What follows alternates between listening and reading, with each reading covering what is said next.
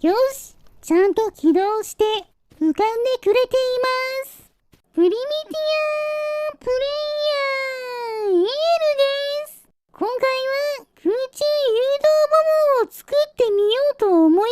ます。空中に浮かばせて誘導で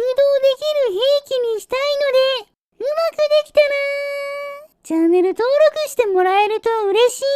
です。それでは作っていきましょう。まずは浮かぶ高度を一定に保つ仕組みを作ります。上空に飛んでいくと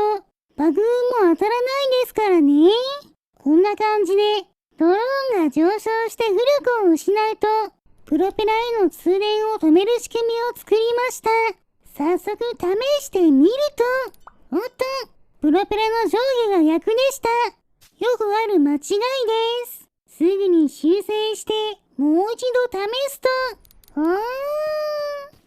ンのおかげで小刻みに電気を流して高度を調整してくれています。ちょっと高度が高すぎる気もしますが、なかなか面白い動きですね。でもこのままだと風に吹かれてどこに行くかわからないの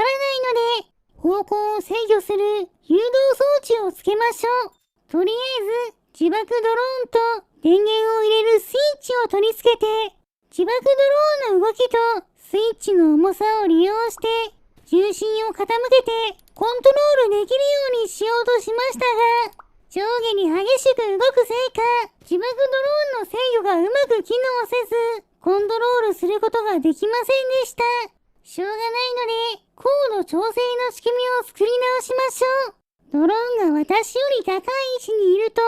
加工しようとする性質を利用してプロペラの上にドローンをつけたものにそれに釣り合うくらいに調整した火薬の重りをぶら下げて試してみると、ふらふらして安定しませんね。もっと安定させるためにもう少し工夫しましょう。こんな感じで4箇所に安定用のドローンを追加しました。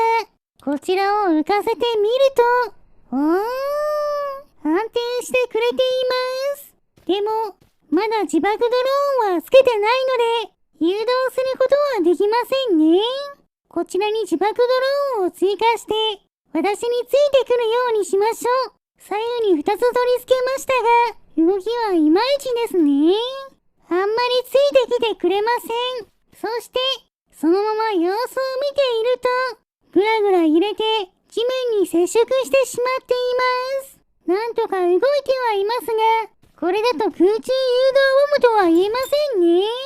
試しに自爆ドローンの数を増やしてみましたが、動きは変わりませんでした。バランスが悪いんでしょうか。そこで、それぞれのドローンに直接一つずつ自爆ドローンを取り付けました。ベアリングをつけて傾くようにしているので、進む方向を制御できるんじゃないでしょうか。早速試してみると、おっと、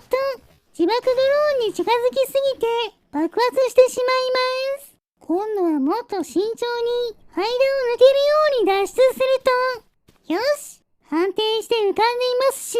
ゆっくり私を追いかけてくれるので、誘導させることにも成功しています。あとは、ぶら下げている火薬を爆発させる仕組みですね。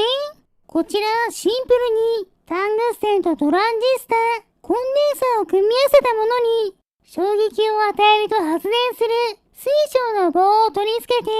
そちらに敵が触れることでこんな感じで爆発するようにします。早速こちらを試してみましょ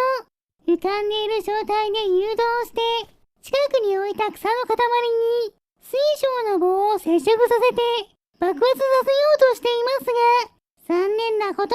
に移動速度が遅すぎて水晶の棒を草の塊に接触させても発電せず爆発してくれませんでした。なので接触させて爆発させるのではなく一定時間で爆発する次元進化にします。こちらもシンプルな仕組みにしたかったので、こんな感じで火のついた松ぼっくりで木の棒を熱して、木の棒が燃えた瞬間に点火するようにしましょう。しかし、こちらをセットして試してみても、木の棒に火が燃え移る前に松ぼっくりが燃え尽きてしまいました。どうやら他の部品に熱が吸収されて温度が上がらず、点火しないみたいです。そこで、最近紫ジェシーさんが使っていた、大鉄鋼を使った時限着火装置を使います。通電しない赤鉄鋼を熱して鉄に変化させることで、通電するようになって、その通電を利用してタングステンを熱し、点火させる仕組みです。松ぼっくり一つだと時間がかかりすぎるので、今度は松ぼっくりを打たずにして、もう一度試してみると、しばらく時間が経った後、よし、爆発してくれました。次元進化の仕組みはこれで良さそうです。早速固定を解除して、試してみましょう。よし、ちゃんと起動して浮かんでくれています。私をゆっくり追尾してくれてますし、そのまましばらく待っていると爆発してくれました。これでようやく空中誘導ボムの完成ですね。早速草の塊を狙ってみましょう。ゆっくり誘導して草の近くに浮かばせておくと、爆破完了です。耐久力の10倍以上のダメージが入って消滅してますね。今度は古代ロボットを狙ってみましたが、動かないスポナーに当てることはできて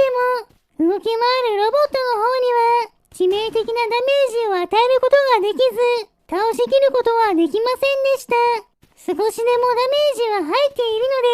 ので、よしとしましょう。では、いつものように巨大な木から狙っていきます。しかし、木の幹が邪魔で、密着状態での爆発ができないので、ダメージはほとんどありません。これはしょうがないですね。そして、ドローン工場の壁を狙うと、やはり密着で爆発させられず、一撃では壊せませんでしたが、私が壁の上に乗って、高さを調整することで、密着で当てて、簡単に破壊できました。そして、風力発電機の方は、形状のおかげか、かなり近づいて爆ができたので、ギリギリ一撃で破壊できました。それでは次は、こちらのザコキャラの大群を狙って、空中誘導ボムで攻撃してみましょう。果たしてどれくらい倒すことができるんでしょうか。早速起動して、奥の方に誘導していくと、なかなかの爆発で、かなりの数のザコキャラを吹き飛ばすことができました。速度が遅すぎるので、あまり離れた場所に攻撃はできませんが、なかなか派手ですね。ちなみに私の視点だと、こんな感じです。なるべく離れた位置からトリガーを引いて、空中誘導ボムを起動したら、目標地点の向こうに私が移動して、誘導していると、一定時間で爆発してくれました。それでは最後は、こちらの巨大スライムを狙って、空中誘導ボムで攻撃してみましょう。果たして倒すことはできるんでしょうか。早速起動して、近くに誘導していくと、プロペラがスライムに食べられて、ちょうどいい位置に着地しました。そのまま持っていると、爆発してダメージを与えましたが、あと一歩足りません。そして、もう一度試すと、今度はスライムに弾き飛ばされて、壊れてしまいます。こういうパターンもあるんですね。それからも、何度も挑戦していますが、うまく破壊することができません。そこで、手の力で巨大スライムの下まで持っていってから、爆発させると、やったー !11,349 ダメージ巨大スライムを倒しました。至近距離からの爆発で、なんとか倒しきることができました。それでは、この勝利を祝して、スライムを燃やしてしまいましょう。燃えるものを集めてきて、火をつけます。いい感じに燃えていますね。よし、スライムも美味しそうに焼けたので、食べてしまいましょう。もちろん、今回頑張ってくれた空中誘導ボムさんにも、お裾分けしてあげます。はい、どうぞ。今回の動画はここまでです。面白かったと思ったら、チャンネル登録、高評価をしていただけると嬉しいです。リクエストなど、コメントもお待ちしていますね。それでは皆さん、まー